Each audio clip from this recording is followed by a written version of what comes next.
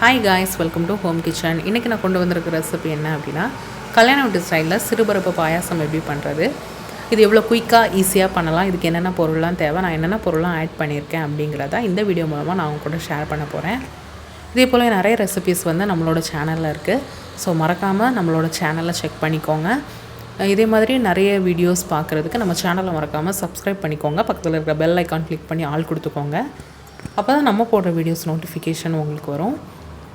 இப்போ வாங்க இந்த பாயாசம் எப்படி பண்ணுறது அப்படிங்கிறத வீடியோக்குள்ளே போய் பார்க்கலாம். வாங்க வீடியோக்குள்ளே போகலாம். பாயாசம் பண்ணுறதுக்கு தேவையான அளவு நான் சிறுபருப்பு எடுத்திருக்கேன். சின்ன கிளாஸ் அளவுக்கு தான் நான் எடுத்திருக்கேன். அந்த கிளாஸ் அளவுக்கு 1 கப் பருப்பு எடுத்திருக்கேன். இதை 2 டீஸ்பூன் அளவு கீ ஆட் பண்ணி, கடாய் நல்லா காஞ்சதும் கீ ஆட் பண்ணிக்கோங்க. கீ ஆட் பண்ணி நல்லா நீங்கள் ரோஸ்ட் பண்ணிக்கோங்க. இதே கப் அளவுக்கு 3 கிளாஸ் தண்ணி ஆட் பண்ணி நீங்கள் 4 விசில் வரது வரை குக்கரில் வச்சுருங்க. அதே கிளாஸில் நான் 1.5 கிளாஸ் தண்ணி ஆட் பண்ணி இந்த சர்க்கரையை பாவு காய்ச்சி வச்சுருக்கேன். இப்போது நம்ம குக்கரில் 4 விசில் வச்சுருந்தோம் இல்லையா, பருப்பு நல்லா வெந்துடுச்சு. அந்த பருப்பு கூடவே 2 ஏலக்காய் போட்டு வேக வச்சுக்கோங்க. இல்லை நீங்கள் பொடி தான் ஆட் பண்ணுறீங்க அப்படின்னா ஃபைனலாக நீங்கள் ஆட் பண்ணால் போதும். இப்போ நம்ம எடுத்து வச்சுருந்த பாகை நம்ம வடிகட்டி மூலமாக வடித்து அந்த பாகை உள்ளே ஆட் பண்ணிக்கலாம். இது இன்னும் கொஞ்சம் இனிப்பு நல்லா தெரியணும் அப்படின்னா லைட்டாக ஒரு பிஞ்ச் அளவுக்கு சால்ட் ஆட் பண்ணிக்கோங்க. இந்த மாதிரி கரண்டி வச்சு மிக்ஸ் பண்ணி எடுத்துக்கோங்க. இந்த மாதிரி நல்லா மிக்ஸ் பண்ணிக்கோங்க.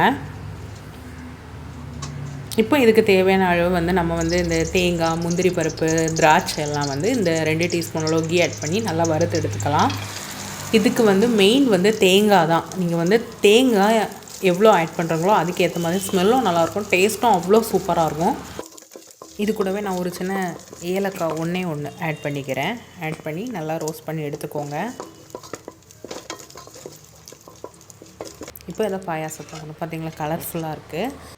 கல்யாண வீட்டு பாயாசம் ரெடி. இதில் சிலவங்க மில்க்கு அல்லது கோகோனட் மில்க் ஆட் பண்ணுவாங்க. அப்படியும் நீங்கள் ஆட் பண்ணிக்கலாம். 1 கப் ஆட் பண்ணிக்கலாம். நான் இன்றைக்கி நான் மில்க் ஆட் பண்ணல. எனக்கு கல்யாண வீட்டில் சாப்பிட்ற மாதிரி சாப்பிட்ணுன்ட்டு ஆசை வந்துச்சு. ஸோ நான் கல்யாண வீட்டு ஸ்டைலே நான் பண்ணியிருக்கேன். கண்டிப்பாக ட்ரை பண்ணி பாருங்கள், சூப்பராக இருக்கும். இது எப்படி சாப்பிடணும் அப்படின்ட்டு ஒன்று இருக்குதுல்ல, அதுக்கு தேவையான பழத்தை எடுத்து இந்த மாதிரி பழத்தில் பாயாசம் மிக்ஸ் பண்ணி சாப்பிட்றது அவ்வளோ டேஸ்ட்டாக இருக்கும். எனக்கு ரொம்ப பிடிக்கும். இது கூட அப்பளமும் இருந்துச்சுன்னா இன்னும் சூப்பராக இருக்கும். ஸோ மறக்காமல் இந்த சேனலை சப்ஸ்கிரைப் பண்ணுங்கள். இந்த ரெசிபீஸ் கண்டிப்பாக ட்ரை பண்ணி பாருங்கள். அவ்வளோதான், எம்மையாக சாப்பிட்டாச்சு. நீங்களும் ட்ரை பண்ணிவிட்டு எப்படி இருக்குன்னு கமெண்ட் பாக்ஸில் கமெண்ட் பண்ணுங்கள்.